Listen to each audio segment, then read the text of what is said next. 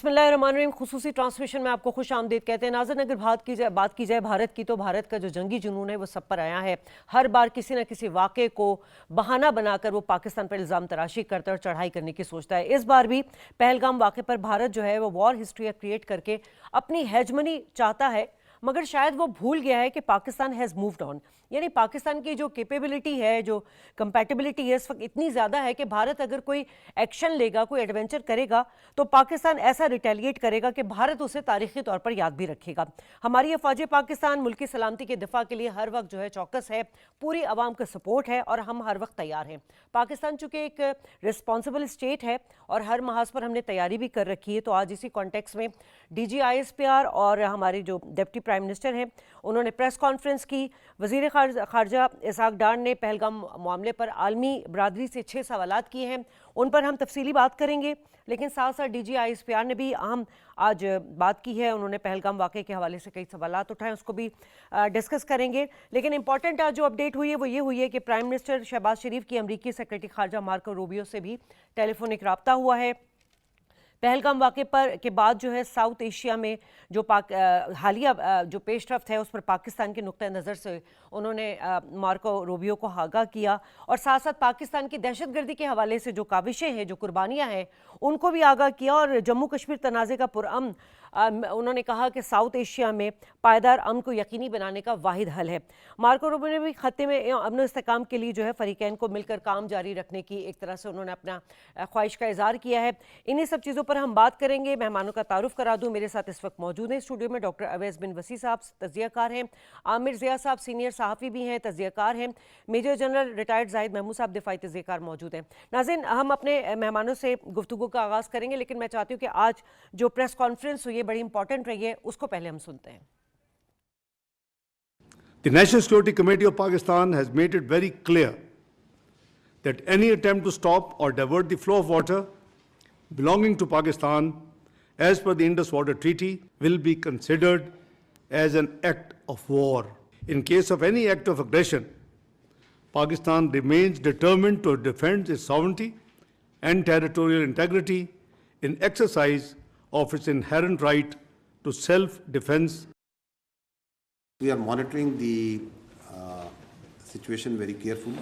Accordingly, our responses and countermeasures in all domains are ready.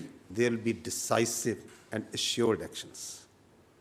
I will not go into the details, but rest assured, the people of Pakistan, with its full resolve, will defend the territorial integrity and sovereignty of Pakistan at all cost.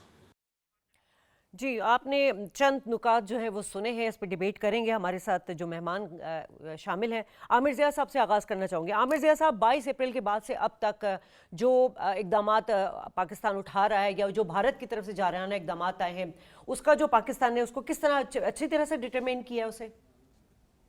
देखिए, आप अगर जायजा लें कि भारत की तरफ से जो जंगी जुनून है और उनके पास अनसब्स्टिट्यूटेड जो है इल्जामात हैं जिन्होंने पाकिस्तान के खिलाफ लगाए, जिसका वो कहीं से मतलब है एक कहते हैं श्रेड ऑफ एविडेंस जो है उन्होंने हमें नहीं दिया है। अच्छा, जबकि दूसरी तरफ आप देखें कि DG ने पैदल 2 कॉन्फ्रेंसेस की हैं और उसमें आपको वर्बोसिटी नजर नहीं आएगी। उसमें आपको लगेगा कि जी उन्होंने वाज़ेह तौर के ऊपर सबूत फराहम किए हैं, उन्होंने ऑडियो क्लिप्स चलाई हैं, उन्होंने जो है फुटेजेस दिखाई हैं, उन्होंने उन लोगों को पेश किया है कि जो इस दहशतगर्दी में मुलव्वस है और जो उनके मास्टरमाइंड है। और जाहिर है कि पाकिस्तान एक अरसे से जो है भारत के खिलाफ ही बात करता रहा है कि जी वो पहले जो है रियासती दहशतगर्दी में मुलव्वस है। और जब हम कहते हैं कि जी रियासती दहशतगर्दी में मुलव्वस है, तो उसका एक जीता जागता सबूत जो है कुलभूषण जाधव की सूरत में पाकिस्तान की कस्टडी में है। तो भारत का जो है जो झूठ है वो दुनिया के सामने बिल्कुल एया है। और आप ये खुद तस्वुर करें ना कि पहलगाम वाक़े का पाकिस्तान को क्या स्ट्रेटेजिक फायदा हो सकता था कि पाकिस्तान इस तरह की कोई कार्रवाई करवाता। ठीक है ना। और आप ये भी आपको अंदाजा होगा, जो मेरे ख्याल में जनरल साहब ज्यादा अच्छी रोशनी डालेंगे, कि पहलगाम जो है एलओसी से कम उसका जो फासला है वो 150 किलोमीटर है, और बाकी जगहों पे 250 300 उससे भी ज्यादा है। जी। तो जब आप दावा करते हैं कि वहां पे जनाब लाखों की तादाद में भारतीय फौजी और मकबूजा कश्मीर के लोग कहते हैं कि हमें मछली और बिस्किट भी खरीद के अगर जाने हो तो हर जगह पे जो है उनको वो देना पड़ता है, तलाशी देनी पड़ती है, तो कैसे कोई एलओसी पार करेगा, कोई कैसे जो है असलहा लेके जाएगा और ये कार्रवाई कर देगा। तो ये उनके जो, और उसको दुनिया में नहीं मान रही है। तुम्हें समझना ही चाहिए कि भारत खत्ते में आज तो नहीं है बल्कि बहुत अरसे से है, और पाकिस्तान जो है उसके सामने एक दीवार बना हुआ है, और भारत जो है वो जुनून में कोई कार्रवाई करता भी है तो मेरे ख्याल में बहुत लिमिटेड होगी, और उसका जवाब जाहिर है कि पाकिस्तान ने जैसे 2019 में दिया, 2 जहाज उनके नीचे गिराए थे, उससे पहले 2016 में दिया, तो इस बार भी पाकिस्तान के पास पूरी ताकत है, जवाब दे सकता है। और इस मामले पे हमारे कोई इख्तिलाफात सामने नहीं आएंगे। इस मामले पे पूरी कौम जो है मुत्तहिद है कि भारत की जो भी जारहाना उसका अज़ाइम होंगे उसका हम जवाब देंगे इंशाल्लाह। जी कर दिया। ठीक, जाहिद साहब, कल डीजी आईएसपीआर की प्रेस कॉन्फ्रेंस ऐसी प्रेस कॉन्फ्रेंस थी कि उसके बाद सिर्फ पाकिस्तानी नहीं बल्कि भारत में मोदी के खिलाफ शदीद तनकीद की गई कि भाई आपके पास तो कोई सबूत ही नहीं रहे पाकिस्तान के, इतने दिन गुजर गए आपने सबूत पेश नहीं किए। लेकिन पाकिस्तान ने बड़ी लॉजिकली और ऑथेंटिक तरीके से जो है 25 तारीख को ये अप्रैल को ये जेहलम से पकड़ा जाता है अब्दुल मजीद, और फिर उसके जितने भी हैंडलर्स हैं तमाम सबूतों के साथ दुनिया के सामने रख दिए। तो ये तो खुद एक समझे कि एक फ्रंट पे जो है ये भारत को शिकस्त हो गई है। उसके बाद से मोदी सरकार कहीं बिल्कुल गायब है, कोई जवाब नहीं दे रही है। आज डीजी आईएसपीआर की प्रेस ब्रीफिंग इसी हवाले से कितनी इंपॉर्टेंट थी? जी बिल्कुल, बिस्मिल्लाहिर्रहमानिर्रहीम। शाजिया, पहले तो thank you very much for the invite, और अवैस साहब को और आमिर ज़िया साहब को मेरा बहुत सलाम। देखिए, पाकिस्तान का जो नैरेटिव है ना जी, वो चूंकि ट्रूथ बेस्ड नैरेटिव है और फैक्ट बेस्ड नैरेटिव है। पाकिस्तान ने, देखिए, हमने बलोचिस्तान में, खैबर पख्तूनख्वा में बहुत ज्यादा इसकी प्रॉक्सी वॉर को फेस किया है जी। इंडियन एप्लीकेशन तो ऑलरेडी हो चुकी है। इनके जो ग्राउंड ट्रुप्स हैं BLAs की सूरत में, BRF की सूरत में इन बलोचिस्तान, और इनके ग्राउंड ट्रुप्स जिनको मैं क्लाइंट कहता हूँ, इनकी प्रॉक्सी स्पॉन्सर के क्लाइंट्स जो है तहरीक तालिबान जो है, फितना अल खवारिज, उनकी सूरत में, और इनका जो लॉजिस्टिक सपोर्ट बेस है अफगानिस्तान की अबूदी हुकूमत की सूरत में, तो इनकी एप्लीकेशन तो पहले हो चुकी। अच्छा, हमारे पास डोजियर्स भी हैं, सबूत भी हैं, लेकिन पाकिस्तान ने हमेशा एक रिस्पॉन्सिबल स्टेट का रोल अदा किया जी, क्योंकि वी अंडरस्टैंड के वॉर के क्या भयानक नताइज होते हैं जी। और वॉर, हम न्यूक्लियर जरूर है, nuclear is a weapon of peace, stability और बैलेंस के लिए, और अल्हम्दुलिल्लाह Pakistan has a credible nuclear deterrence. उसके बाद जब आपके पास न्यूक्लियर आ जाता है, जब ताकतवर हो जाता है, तो ताकत का ये मतलब नहीं है कि आप एक हाथी की तरह सबको रोना शुरू कर दें। तो कभी कभी चूंटियां भी जो है ना जी, वो हाथी को ले डूबती हैं। 20 years की एप्लीकेशन है वॉशिंगटन की, यूनाइटेड स्टेट्स ऑफ अमेरिका की, जो आप 24 में से मेरे ख्याल में 22 घंटे पूरी दुनिया के मुमालिक में, हर मुल्क जो है ना वो 22 घंटे अमेरिका की बात करता होगा। 20 साल की एप्लीकेशन के बाद इनिशिएशन ऑफ कॉन्फ्लिक्ट, एक इंसिडेंट हुआ, कैसस बलाए उसको बनाया आपने, मिलिट्री लॉन्च की, और 20 साल के बाद एंड स्टेट लिखी, रगड़ तालिबानों ने पगड़ियां पहनी हुई उन्होंने, और उन्होंने लिखी है उसकी, और आज तक वो क्यास और कंफ्यूजन का शिकार है। तो वॉर की इनिशिएशन करना इज वेरी इजी। जो इंडिया कर रहा है वो अपने न्यूक्लियर होने का, अपने ताकत के जोम में बहुत सारी चीजें करना चाह रहा है। वो पाकिस्तान को क्लाइंट स्टेट बनाना चाहता है, वो इम्प्लोजन ऑफ पाकिस्तान चाहता है, वो पाकिस्तान की पॉलिसी कैप्सुलेशन चाहता है कि पाकिस्तान कश्मीर से हट जाए, न्यूक्लियर से हट जाए, और सबसे बढ़कर ये कि जो कश्मीर हमारा उनके नीचे है, जो इंडियन इलीगली ऑक्युपाइड कश्मीर है, उसकी जो लेजिटिमेट स्ट्रगल है उसको टेररिज्म से रिलेट करके अपना जो टेररिज्म का एप्लीकेशन है, transnational, Canada, America, Pakistan, UK, Qatar, और इसके जो सर्विंग ऑफिसर, सर्विंग लोग, कल भी जो नेटवर्क पकड़ा गया उसमें ज्यादातर वो सर्विंग है, मेजर साहब भी और सुबदार भी, सुफन वगैरह, तो उनको यूज करके डीप स्टेट की एप्लीकेशन करके उसको भी छुपाना चाहता है। कश्मीर को ये गासबाना कब्जा करके 35A और 370 की जो एप्लीकेशन है उससे इन कश्मीरियों को नुकसान पहुंचाना चाहता है। इनको काबू करने के बाद वो आगे बढ़ेगा, क्योंकि एक्सपेंशनिस्ट डिजाइन है। इसमें आगे चल के डिबेट भी हो सकती है कि हिंदुत्व के माइंडसेट की एप्लीकेशन कैसी हुई है। तो पाकिस्तान की जो DGISPR ने जो सबूत दिए हैं दुनिया को, और दुनिया इसको मान भी रही है, अगर खामोश जरूर है। कल आज मुझे कोई इतलात है कि रशिया में जो इनका एम्बेसडर था उनको भी थोड़ा सा खींचा गया कि यार ये किस तरह का आपकी अप्रोच है। आज पूरा दिन उन्होंने तुर्की पे प्रोग्राम करते रहे। उर्दुगान का जो उन्होंने अशर किया आज उनके मीडिया ने, येस्टरडे वो पूरा चाइना पे फोकस हुए थे और बांग्लादेश और मालदीव्स को वैसे उर्दुगान के साथ मिला के भी तो वो एक हाथी, जख्मी हाथी, एक स्क्रिप्ट उन्होंने लिखा है अगली जो सीरीज उन्होंने बॉलीवुड मूवीज की बनानी है उसका। लेकिन लिखा किस चीज से है? हिंदुस्तान की लीडरशिप ने अपने ही लोगों के खून की स्याही से इस ड्रामे का स्क्रिप्ट लिखा है। तो आज मैं इस मौके पर सबसे ज्यादा तो दुख की घड़ी में शरीक हूँ इंडिया के लोगों का, जिनके ऊपर ये ऐसी जुनूनी और ऐसी खूनी हुकूमत लगा दी गई है जिस इंडिया को वॉर में ले जाएगी। अब ये अंबानी ने और टाटा लोगों ने और अडानीज ने और इन लोगों ने डिसाइड करना है कि वो क्या कॉस्ट पे करना चाहते हैं इस वॉर की। पाकिस्तान इज अल्हम्दुलिल्लाह बैलेंस और एप्लीकेशन होगी टू ऑल इट्स एक्सटेंट। ठीक है अवैध साहब, अगर हम बात करें जो आज बड़े इंपॉर्टेंट पॉइंट्स उन्होंने उठाए हैं दुनिया के सामने, लेकिन उससे पहले भी हम देख रहे हैं कि इसको तो भारत को तो वैसे ही एक टेररिस्ट जो स्पॉन्सर मुल्क जो है वो डिक्लेयर कर दिया था जस्टिन ट्रूडो ने, और ये कहानी तो बहुत पहले से शुरू हो गई। फिर अमेरिका में हमने देखा, फिर मगरबी ममालिक में हमने देखा कि जिस तरह वो टारगेट किलिंग करता आ रहा है। इस वक्त जो बात इसहाक डार साहब ने की है कि क्या ये वक्त नहीं कि पाकिस्तान समेत दुनिया में भारत की जानिब से शहरियों को कत्ल करने का एहतसाब किया जाए, ये कितना वजन रखता है? बहुत शुक्रिया।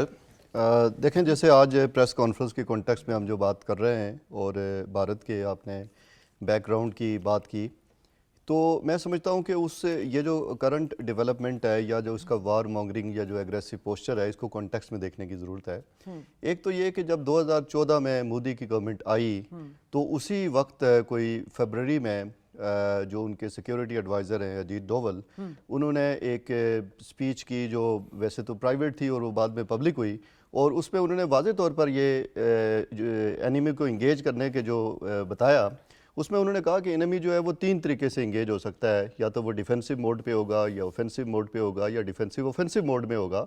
और उन्होंने कहा कि इंडिया उस वक्त जो है वो डिफेंसिव मोड में है, और ऑफेंसिव मोड में हम इसलिए नहीं जा सकते कि न्यूक्लियर थ्रेशोल्ड को क्रॉस नहीं कर सकते, इसलिए हमें डिफेंसिव ऑफेंसिव मोड पे जाना पड़ेगा, यानी हमें सर्जिकल स्ट्राइक्स करनी पड़ेंगी। ये उनकी स्टेटेड बात है।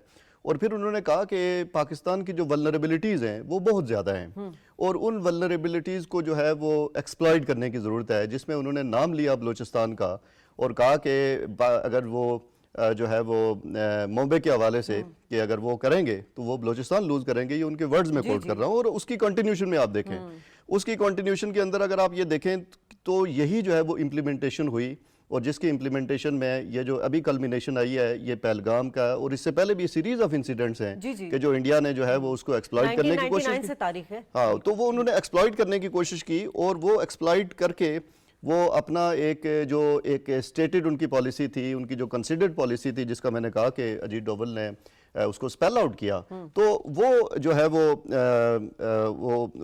उसको मटेरियलाइज उन्होंने करने की कोशिश की। और बलूचिस्तान का जैसे है तो बलूचिस्तान का उसी की कंटिन्यूशन में, यानी सिक्योरिटी एडवाइजर की स्पीच देखें और उनके सर्विंग यूनिफॉर्म के अंदर ऑफिसर को रेड हैंडेड एप्रीहेंड किया गया, उनको वहाँ पकड़ा गया, वो उसमें देखें। और उसके बाद ऐसे वाक़यात हुए जिसमें उन्होंने जो है वो अपनी जो एक पॉलिसी थी जो सिक्योरिटी के हवाले से वो उन्होंने वो एग्जीक्यूट की। दूसरी बात मैं समझता हूँ, और फिर ये भी कहा कि हम जो है वो घरों में घुस के मारेंगे, और इस तरह की सब चीज़ें वो हुई हैं। फिर दूसरी बात यह है कि आप उसकी जो ट्रांसनेशनल, वो हमेशा से ये कहता रहा है इंडिया कि मैं जो है वो एज अ स्टेट जो है वो विक्टिम है टेररिज्म का, और इसी विक्टिमहुड को वो UNGA का सेशन हो, वो SCAO का सेशन हो, वो जो अदर फोरम्स हों, उस फोरम्स के ऊपर वो ये करता है। लेकिन प्रैक्टिकली आप देखें कि ट्रांसनेशनलिज्म में, जैसे जस्टिन ट्रूडो के फॉर्मर प्राइम मिनिस्टर ने, उन्होंने कहा कि हमारे पास इररेफ्यूटेबल एविडेंस मौजूद है, और वो एविडेंस सिर्फ उनकी एजेंसीज के नहीं थे बल्कि फाइव आइज के थे। और फाइव आइज जो ग्लोबल नेटवर्क है जिसके अंदर जो है वो बाकी अमेरिका भी है, UK भी है, कनाडा है, ऑस्ट्रेलिया है, न्यूजीलैंड है, उन्होंने कहा। और इंटरेस्टिंग बात यह है कि उन्होंने ये कहा कि ये जो ट्रांसनेशनलिज्म इंडिया की तरफ से हो रही है इसके अंदर स्टेट इन्वॉल्व है, और उन्होंने अमित शाह का नाम लिया और इसको रिपोर्ट किया द गार्डियन ने अपने एडिटोरियल में, इसको रिपोर्ट किया द वाशिंगटन पोस्ट ने अपने एडिटोरियल में। तो अगर आप इस तरह की स्टेट पैटर्नेज और वहाँ पे जो डिप्लोमेटिक कवर था यानी उस डिप्लोमेटिक कवर से उन्होंने अमित शाह की जो कॉल्स हैं वो इंटरसेप्ट की और वो उनको ये इंस्ट्रक्शन दे रहे थे कि आप जो है वो वहाँ से इंटेलिजेंस गैदरिंग करें कि सिखों के खिलाफ। तो इस लिहाज से जब इतने एविडेंसेस वहाँ मौजूद हैं, फिर नजर का किलिंग है, फिर गुरपतवंत सिंह के हवाले से है, तो मेरा ख्याल है ये सारा अगर आप बैकग्राउंड आप देखें तो उस कॉन्टेक्स्ट में आपको पहलगाम को रैशनलाइज करना मैं समझता हूँ कि बड़ा इजी हो जाएगा। बड़ा अच्छा पॉइंट आपने रेस किया आमिर साहब। इसी को अगर हम आगे करें तो सागडार साहब का ये जो स्टेटमेंट है, जो सवाल है, वो बड़ा ही वर्थफुल है कि क्या भारत की जानिब से आलमी कवानीन का एहतराम ना करने से खित्ते की सूरत हाल ख़राब नहीं होगी? क्योंकि पाकिस्तान तो हर फोरम पर जो मकबूजा कश्मीर में जो जुल्म सितम हो रहा है और कश्मीरियों की आवाज़ बना हुआ है, साथ साथ अपने मुल्क में जो इंसर्जेंसीज हैं रॉ एजेंसी की, उसके सबूत पेश करता रहा है। मगर बात वही आ जाती है कि उस तरह से अक़वाम आलम रिस्पॉन्ड नहीं करती। इस बार कितना ये फ्रूटफुल हो सकता है उनका ये स्टेटमेंट? देखिए, एक तो समझना ही चाहिए कि भारत जो एक तरह का मैग्लोमेनिया का शिकार है, फॉल्स फीलिंग ऑफ ग्रेटनेस। वो समझता है कि उसका साइज बड़ा है तो उसका मतलब है कोई बैनुल-अक़वामी किरदार भी बड़ा हो जाएगा। अब एक इसको उनकी खुशकिस्मती कह लें कि उनका क्योंकि साइज बड़ा है तो उसकी वजह से इकोनॉमिक क्लाउड बन गया है कि बहुत ज्यादा इंपोर्टर हैं, वो बहुत बड़े बायर हैं दुनिया के साथ तिजारत करने में।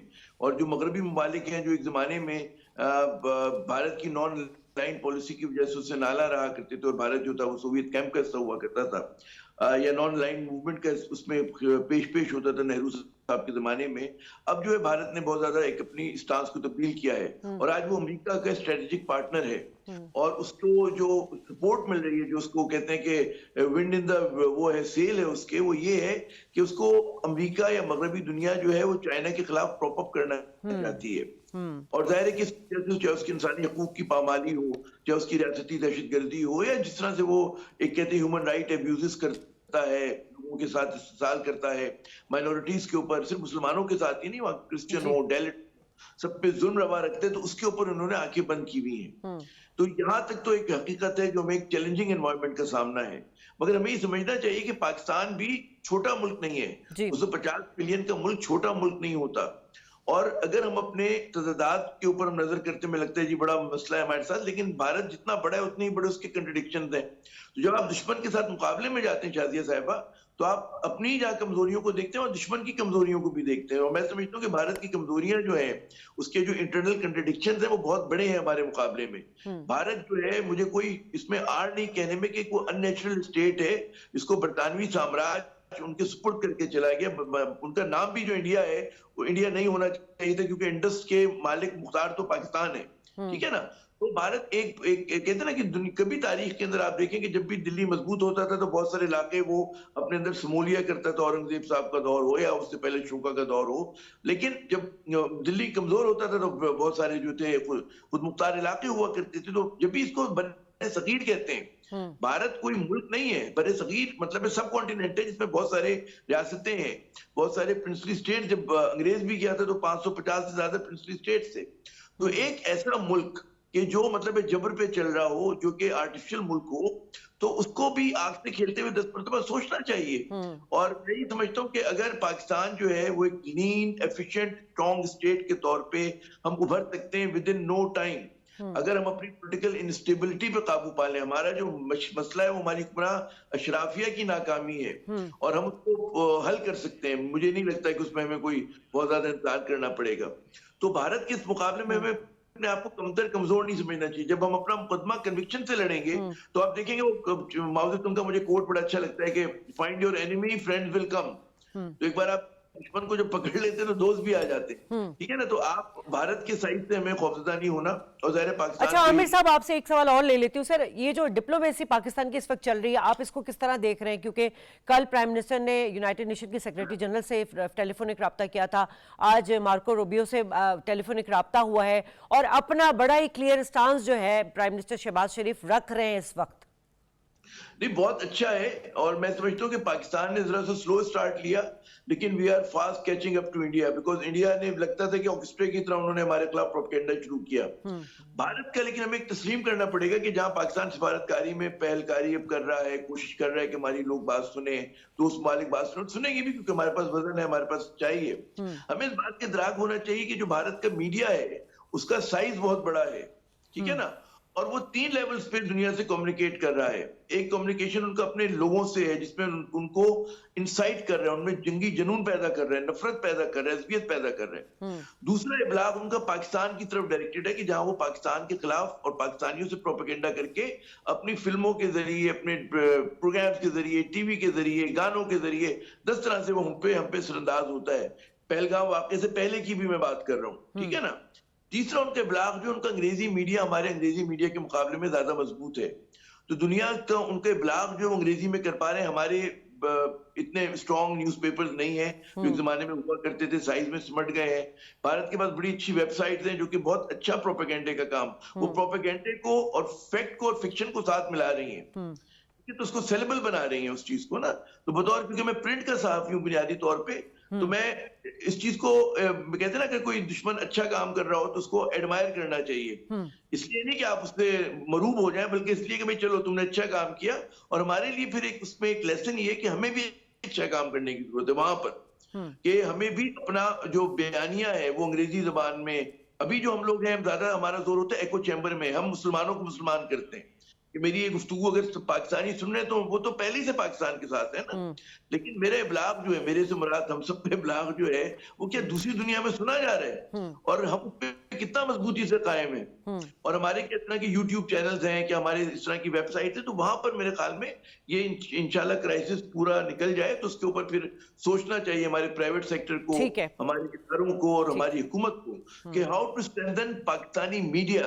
और वो जो है कब्ज के जरिए नहीं होगा, आजादी के जरिए होगा, फैक्ट के जरिए होगा, सच्चाई के जरिए होगा। वहां पर हमें मजबूत करने की जरूरत है ताकि भारत को हम हर महाज पे धूल चटाने के काबिल हो। ठीक है सर। जाहिद साहब, अब हमने देखा था कि कल वजीर इत्तलात साहब ने 2 बजे हंगामी प्रेस कॉन्फ्रेंस की और ये कहा कि 24 से 36 घंटे जो हैं वो क्रूशल हैं और भारत जो है वो किसी किस्म की कार्रवाई कर सकता है। और यकीनन इंटेलिजेंस जो हमारी एजेंसीज हैं उनकी भी रिपोर्ट इसी तरह की थी, और हमने फ़ौरन देखा कि उसके बाद भारतीय जो राफेल तैयारे थे वो अपनी हदूद में पेट्रोलिंग करते रहे, और हमारे अपने पाकिस्तानी एयरक्राफ्ट जेट्स जो हैं वो अपनी हदूद में मौजूद थे। उन्होंने उसी वक्त राफेल तैयारे को एंगेज किया और उनको पीछे धकेल दिया। उसके बाद LOC पर फायर के बाज़ मकामात पर फायरिंग की जाती है, हमने वहाँ पे भी उनको धूल चटाई। हम अक्सर बात कर रहे हैं कि भारत क्या सोच रहा है, किस किस्म की स्ट्राइक करेगा। आप क्या समझते हो, क्या एक्सपेक्ट किया जा सकता है मजीद उससे? जी देखिए शाजिया, बड़े बात ये है कि एज अ मिलिट्री मैन मैं कभी भी एनिमी की जो इंटेंशंस है, ऑफ कोर्स मैं उसकी असेसमेंट तो जरूर करूंगा, और फौज भी ये करती है कि उसके कॉस्ट बेनिफिट एनालिसिस, एनवायरनमेंट को स्टडी करती है कि कैसी है। But having said this, as a military man मैं कब ये देखूंगा कि एनिमी की कैपेसिटी, कैपेबिलिटी कितनी है, और मेरा रिस्पॉन्स जो मैं उस पर माउंट कर रहा हूँ वो मैचिंग है या वो काम कर रहा है या नहीं कर रहा। इस कॉन्टेक्स्ट में इंडिया की यस कैपेसिटी और कैपेबिलिटी है कि वो लिमिटेड ऑफेंसिव भी कर सकते हैं, जैसे आमिर साहब ने अभी फरमाया था, लिमिटेड भी जा सकता है, उसको शायद फुल वॉर में स्केल में करे, कन्वर्ट न करे, मिसाइल स्ट्राइक्स कर सकता है, कुछ टारगेट्स को ले सकता है, ये चीजें कर सकता है। बट अगेन अगर वो किसी भी स्केल पे जाता है, फुल स्केल पे जाता है, लिमिटेड टू कश्मीर करता है, क्योंकि लिमिटेड टू कश्मीर उसको सूट करता है कि कश्मीरी इधर मरे या उधर मरे, जंग तो कश्मीर के अंदर होनी है, मरेगा तो कश्मीरी, भारत का तो तल्लुक ही कोई नहीं इस जंग से। अगर जब लिमिटेड रहेगा, वहां अगर कोई घर तबाह होगा, कोई पुल तबाह होगा, तो वो तो कश्मीरी का तबाह होगा। इंडियन आर्मी तो आगे लड़ रही होगी, बट कश्मीर की तबाही तो वो उसको सूट करता है कश्मीर के अंदर। एनीवे, अगर वो फुल स्केल पे भी जाता है, जिस टेक्टिकल, ऑपरेशनल या स्ट्रेटेजिक लेवल जिस पे भी जाएगा, अल्हम्दुलिल्लाह Pakistan is balanced to respond. Pakistan is balanced. जैसे आमिर साहब ने ना 2 बड़ी खास चीजें आप अपने जवाब में बात आपसे करते हुए की है। एक उन्होंने किया थी, Pakistan is not an ordinary country, Pakistan is a country of significance, एक सिग्निफिकेंट कंट्री है, मिड साइज आप कह लें या मिडिल पावर जरूर है, विच हैज द कैपेसिटी। तो वो इसके जो हेजेमोनिक डिजाइन उसको किसने चैलेंज किया हुआ है जी 80 साल से? पाकिस्तान ने। उसका जो रीजन में अभी उसकी जो कमजोरियां हो रही हैं, जब रीजन में उसकी पॉलिसीज फेल हो रही है, वो आपका क्या ख्याल है कि बाकी मुल्कों के अंदर से, बांग्लादेश तो चले, अभी उनके यंगस्टर्स ने माशाल्लाह पूरा फायदा उठाया है इस एनवायरनमेंट का, they have encouraged, they got encouragement from the Pakistan कि यार वो देखो वो भी हमारे जैसा ही है, वो भी इसी दुनिया में रहता है, वो आजाद है, वो अपनी सॉवरेन पॉलिसी लगा रहा है, वो न्यूक्लियर भी हो गया, वो प्लांट भी नहीं हो रहा, लड़ भी रहा है, 3 फ्रंट वॉर हम लड़ रहे हैं। दूसरी आमिर साहब ने जो बात की कि ये जो इंफॉर्मेशन वॉरफेयर की बात की है इन्होंने, देखिए ये हाइब्रिड की भी एप्लीकेशन है। हाइब्रिड की डोमेन में मिलिट्री इज वन पार्ट, इसके बीच में और भी इसके पार्ट्स है, डिप्लोमेसी है उसमें हमने जाना है, इंफॉर्मेशन है जिनकी इन्होंने जिक्र किया, इंफॉर्मेशन वॉर में भी जाना है, इकोनॉमी को भी हमने एड्रेस करना है, फाइनेंस को भी एड्रेस करना है, इंटेलिजेंस को भी अपनी इंप्रूव करके हमने लगाना है। तो ये पूरा एक स्पेक्ट्रम हमें तैयार करना पड़ेगा। अब उन्होंने भारत इस वक्त जेस्चरिंग पोस्चरिंग कर रहा है, वो जो भी करेगा पाकिस्तान का रिस्पांस क्विड प्रो को प्लस जाएगा, उस जिस एस्केलेशन लेडर पे जाएगा पाकिस्तान उससे ऊपर जाएगा। और बालाकोट इंसिडेंट में हमने साबित किया है पाकिस्तान ने टारगेट अक्रॉस द लाइन जाके ली है। पाकिस्तान ने कोई मिसाइल फायर नहीं किया या पाकिस्तान ने कोई पोस्ट पे रेड नहीं किया। पाकिस्तान ने इंकर्जन्स की हैं, दिन के 11 बजे गए, 6 टारगेट लॉक किए इंक्लूडिंग ब्रिगेड हेडक्वार्टर जहां पर उनकी सीनियर मिलिट्री लीडरशिप मौजूद थी। वही मिलिट्री लीडरशिप जिनके हमने लॉक करके बताया कि look your leadership is at our, हमारे निशाने के ऊपर है, और हम फिर भी लॉक किया। आपने बताया कि वी आर कैपेबल बट हम कर नहीं रहे, जिसका उन्होंने डायरेक्टली बाद में शुक्रिया भी अदा किया पाकिस्तान का। फिर वो अमेरिका के जरिए पाकिस्तान को मैसेज भेजते रहे कि जी एक मिसाइल शायद फायर करेंगे नहीं करेंगे, बट उन्हीं फ्रेंड्स के जरिए भी मैसेज वापस भी चला गया कि Pakistan go up on the escalation ladder. तो इंडिया पाकिस्तानी कॉन्टेक्स्ट में इंडिया हमारे लिए जी रेड लाइन है, इंडिया के ऊपर कोई कंप्रोमाइज नहीं है। बिल्कुल सही तो अल्हम्दुलिल्लाह we are balance, that is more important. हमने जो पॉलिसी लगानी है ना, वो जो सबसे बड़ा चैलेंज इस वक्त पाकिस्तान का है वो ये मिलिट्री डोमेन में नहीं है, ये और डोमेन में ये है माइंडसेट। हिंदुत्व का जो माइंडसेट है इसने इधर ही रहना है। ये मोदी की बदरू इससे निकलेगी, डोबल में चली जाएगी, उससे निकलेगी, अमित में चली जाएगी, रोज एक नया मोदी पैदा होगा। इस माइंडसेट के साथ हमने इसको अभी मुकाबला कर रहे हैं। और दूसरा चैलेंज हमारा ये जो काबुल के बीच में है, 3-4 साल के अलावा वहां से खैर की खबर नहीं आई। हमने जो उनके लिए कुर्बानियां देनी थी, हमारी पॉलिसीज गलत थी, वो ख्वाजा आसिफ साहब का बयान भी गलत, उनका कॉन्टेक्स्ट वही था कि वो जो अमेरिका के साथ हमने वॉर लड़ी मुजाहिदीन इधर लगाया जा रहा है। तो जो भी था अभी इस रोने धोने से हमने निकलना है। शाजिया देखे पाकिस्तान जैसे आमिर साहब ने कहा सिग्निफिकेंट कंट्री है, तो अभी हमारा जो करैक्टर है, हमारी अप्रोच टू द क्राइसिस है, that will define the path of our future generation कि मुस्तकबिल का पाकिस्तान ने कैसा जन्म लिया। इस क्राइसिस को मैं अपॉर्चुनिटी कहता हूँ। मैं अल्लाह का शुक्र अदा करता हूँ कि ये क्राइसिस अल्लाह करेगा इंशाल्लाह हम इस पे ओवरकम हो जाएंगे। और ये क्राइसिस हमें अभी अपॉर्चुनिटी सर, हम मूव डाउन हो चुके हैं, अल्हम्दुलिल्लाह हम मूव डाउन हो चुके हैं। अवैध साहब, एक तो ये कि ऐसे वक्त में भी हमारे प्राइम मिनिस्टर साहब ने मकबूजा कश्मीर की बात की, कल यूनाइटेड नेशन के सेक्रेटरी जनरल को भी यही बात की, आज मार्को रूबियो से भी यही बात की उन्होंने कि जम्मू कश्मीर डिस्प्यूट जो है जब तक वो पुरअमन तौर पे हल नहीं होगा, साउथ एशिया का जो अमन है उससे वो वाबस्ता है। ये कितनी इंपॉर्टेंट बात है। और सबसे बड़ी ये कि मार्को रूबियो ने भी यही बात की कि आप दोनों फरीकैन जो है वो कशीदगी को कम करें और खित्ते में अमन के लिए जो मिलकर काम करें। लेकिन ये सिर्फ स्टेटमेंट की हद तक है या वाकई उनको इस चीज़ का रियलाइजेशन भी है? देखिए, बात यह है कि जहाँ तक मसला कश्मीर की जो हैयत है या उसका जो स्टेटस है, वो तो अक़वाम मुत्तहिदा ने बड़ा क्लियरली जो है वो डिफ़ाइन किया है। वो UN सिक्योरिटी काउंसिल की रेजोल्यूशंस के अंदर जो है वो बहुत ही क्लियरली जो है वो मौजूद है। और वो कोई पाकिस्तानी रेजोल्यूशन नहीं, बल्कि एक इंटरनेशनल फोरम है जिसका इंडिया जो है वो सिग्नेटरी भी है। और आज भी जब डिप्लोमेसी की बात होती है अमेरिका में या EU या बाकी ममालिक में, जब आउटरीच किया है तो सब ने ये कहा है कि ये एक दो तरफ़ा तनाज़ा है, दो तरफ़ा मसला है और मुल्कों को जो है वो दोनों मुल्कों को बाहम मुज़ाकरात के साथ इस मसले को जो है वो हल करना चाहिए। वक्त गुजरने के साथ ऐसा नहीं होता कि अगर वक्त गुजर जाए, जैसे 1 सदी हो जाए या इवन कई सदियाँ भी हो जाएं, तो वो इनवैलिडेट हो जाता है। जो उनका जो राइट टू सेल्फ डिटर्मिनेशन है, जो कोई यूनाइटेड नेशन ने दिया नहीं है बल्कि यूनाइटेड नेशन ने उसको रेटिफाई किया है, यूनाइटेड नेशन ने उसको एक्नॉलेज किया है, तो वो तो हमेशा रहेगा जब तक कि वो राइट जो है वो मिलता नहीं है। इंडिया ने 75 ईयर्स तक ये कोशिश की कि ये कश्मीरी जो है वो कंप्रोमाइज़ कर ले हैं, वहाँ जो है वो उन्होंने हर तरह की ऑफ़र्स उनको की, लेकिन उसके बावजूद भी आज आप देखें कि पहलगाम का वाक़या हुआ। हालांकि कश्मीरी हमेशा वेलकम करते हैं टूरिस्ट को, गेस्ट को वेलकम करते हैं, और एक नौजवान आदिल हुसैन जो है वो टूरिस्ट ही को बचाते हुए उसकी जान चली गई है, और बाकी उन लोगों को ट्रांसपोर्ट करने में, उसको रेस्क्यू करने में उनका एक किरदार रहा, और उसको उन्होंने अक्रॉस द बोर्ड कंडेमनेशन की है। लेकिन उसके बावजूद आप देखें कि कोई 2000 से ऊपर जो वहाँ के नौजवान हैं उनको जो है वो गिरफ्तार कर लिया है और कई घर जो है वो मिसमार कर लिए हैं। और जो जम्मू कश्मीर के मकबूजा जम्मू कश्मीर के जो तलबा हैं जो इंडिया की मुख्तलिफ रियासतों में हैं, जो उत्तर प्रदेश में, उत्तराखंड में, बाकी जगहों पे हैं, तो उनको वहाँ पर जिस तरह के प्रॉब्लम्स फेस किए जा रहे हैं कि शायद उनको अभी भी ये लगता है कि ये मतलब उनको वो कंट्रोल नहीं कर सके और जिस वजह से जो है वो वहाँ पर उनको वापस भी आना पड़ा है। बल्कि एक खबर में ये देख रहा था कि वहाँ जो शॉल, कश्मीरी जो शॉल की जो उनके ट्रेड थी या जो उनका बिजनेस था इंडिया में, वो भी अपना रैप अप करके और कंक्लूड उसको वाइंड अप करके जो है वो वापस आ रहे हैं। तो पॉइंट असल में यह है कि इस तमाम के बावजूद वो कश्मीरियों का जो फ्रीडम सेंटिमेंट था या कश्मीरियों का जो एक रेजिस्टेंस का जो सेंटिमेंट था वो ख़त्म नहीं कर सका। यानी उसने तमाम कोशिश की, तमाम हरबे इस्तेमाल किए, हर तरह की दोंद से, हर तरह की तमा से, हर तरह की लालच से, तमाम जो चीज़ें पॉसिबल हो सकती थी वो नहीं की। आज भी जो है वो उसमें वो नाकाम है। दूसरी बात इसके साथ जो है वो मैं समझता हूँ कि वो इम्पॉर्टेंट है करने की कि पाकिस्तान की जो एक डिप्लोमेटिक विक्ट्री अभी है उसमें जो यूनाइटेड नेशन सिक्योरिटी काउंसिल की जो स्टेटमेंट है वो बड़ी इंपॉर्टेंट है। मैं 2 दिन पहले दी हिंदू का एडिटोरियल पढ़ रहा था और हिंदू के एडिटोरियल में उन्होंने लिखा है कि ये जो है ये रेजोल्यूशन, ये वाटर डाउन, ये जो स्टेटमेंट है ये वाटर डाउन हो गई है, क्योंकि इस स्टेटमेंट के अंदर जो है वो इंडिया के साथ कोऑपरेशन करने की बात नहीं की गई।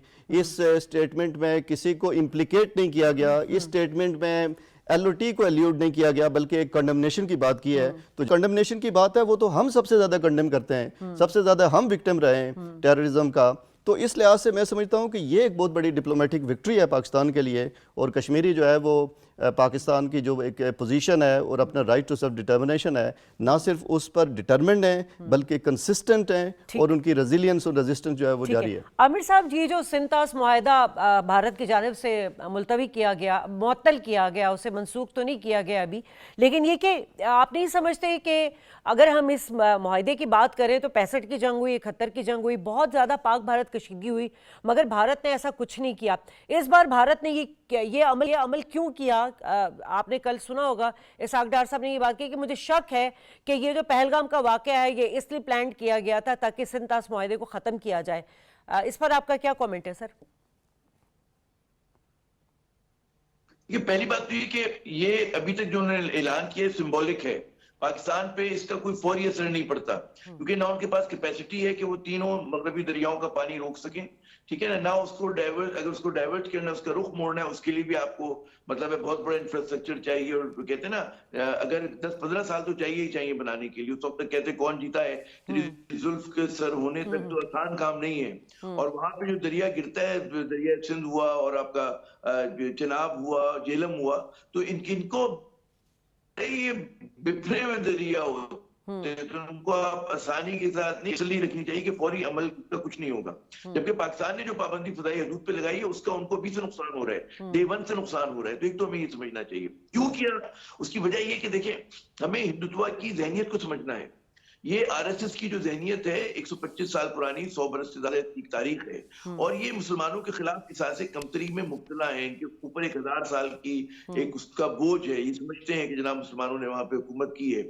जब भी देखें कि आप पिछले चंद साल में उनका जो प्रोपेगेंडा है, असल में तारीखी लड़ाई तो हार गए, लेकिन जब वो फिल्म बनाते हैं तो कभी औरंगजेब साहब औरंगजेब बादशाह के खिलाफ एक झूठी कहानी लिख देते हैं, कभी वो अहमद शाह अब्दाली के खिलाफ एक फिल्म बना देते हैं, क्योंकि हकीकत में तो हार चुके हैं उन सबसे, ठीक है ना। तो they are trying to rewrite history. तो मैं तो पूरे कॉन्टेक्स्ट देख रहा हूँ। देखिए आज के दौर में जो है टैंक तैयारे जो है महाज जंग पे बाद में जाते हैं, गोली बाद में जाती है, पहले लड़ाई पे हमारे लफ्ज जाते हैं, स्पोकन वर्ड, रिटन वर्ड, ये पहले हमारी लॉन्च वो है ना। इंडिया की सॉफ्ट पावर क्योंकि बड़ी है तो वो उसका मिजाज पैदा करे। भी याद करें कुछ दिन पहले औरंगजेब बादशाह की कब्र उखाड़ने के चक्कर में थे वो लोग, है ना। तो ये उनकी मेंटेलिटी है और वो इसलिए कह रहे हैं, मोदी आज से नहीं कब से कह रहे हैं कि जी खून और पानी साथ साथ नहीं बह सकते। उसकी बड़ी ख्वाहिश है कि जी पाकिस्तान को जो है वो कहते हैं उसको बिल्कुल रेगिस्तान बना दे और उससे आपको दोस्ती की तवक्को नहीं रखनी चाहिए। हमारे यहाँ बाज नादान जो हमारे सियासतदान थे वो समझते थे कि मोदी से हाथ मिला लेंगे मुस्कुराकर और उससे दोस्ती हो जाएगी, नहीं हो सकती।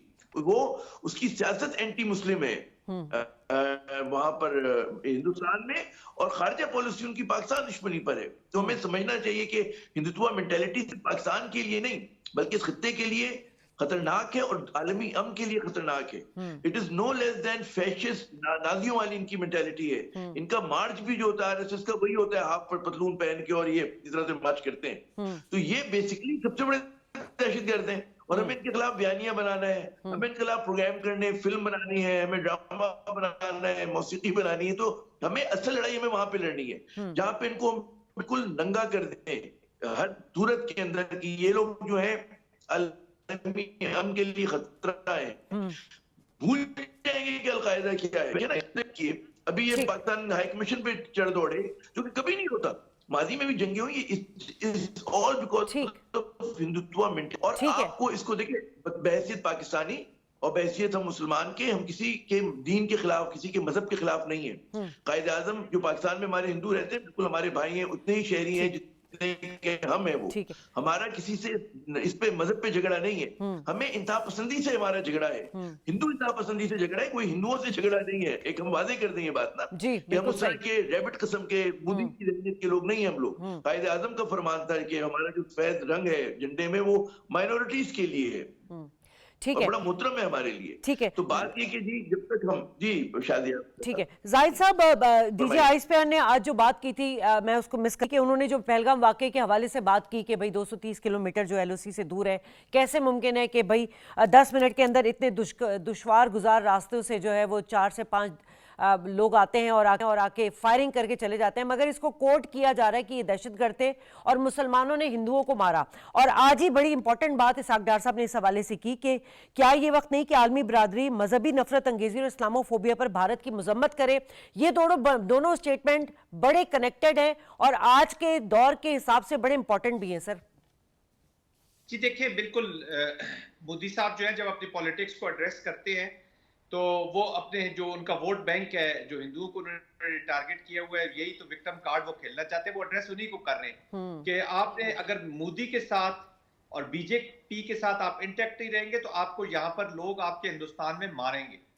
अकलियतों से उनको डराते भी हैं। आज डाइवर्ट करने के लिए जिस चीज की सबसे ज्यादा मुखालफत करते थे, आपको खबर भी दे दूं आपके प्रोग्राम से कि उन्होंने वो जो सेंसेस है जी, जो जात और वो ये वाला कास्ट वाला सेंसेस है जिसकी सबसे ज्यादा ये मुखालफत करते थे, उसकी आज इजाजत दे दी है जी उन्होंने कि जी कि आप जरा सेंस लेके कौन कौन सी कास्ट रहते हैं ताकि थोड़ा सा उस तरफ डाइवर्ट भी किया जाए मीडिया को, तो मल्टीपल ऑप्शन यूज कर ले। बेसिकली वो अपने जो हिंदुस्तान में रहने वाले जो हिंदू है ना जी, और जो बेहतर हिंदू भी हैं, मतलब जैसे अभी आमिर साहब ने बिल्कुल ठीक कहा कि हिंदुइज्म कोई भी रिलीजन हो, डीजीआईएसपीआर भी आज यही कहते हैं और ये हमारा बसियत मुसलमान हमारा भी यही है कि नो रिलीजन इज बैड।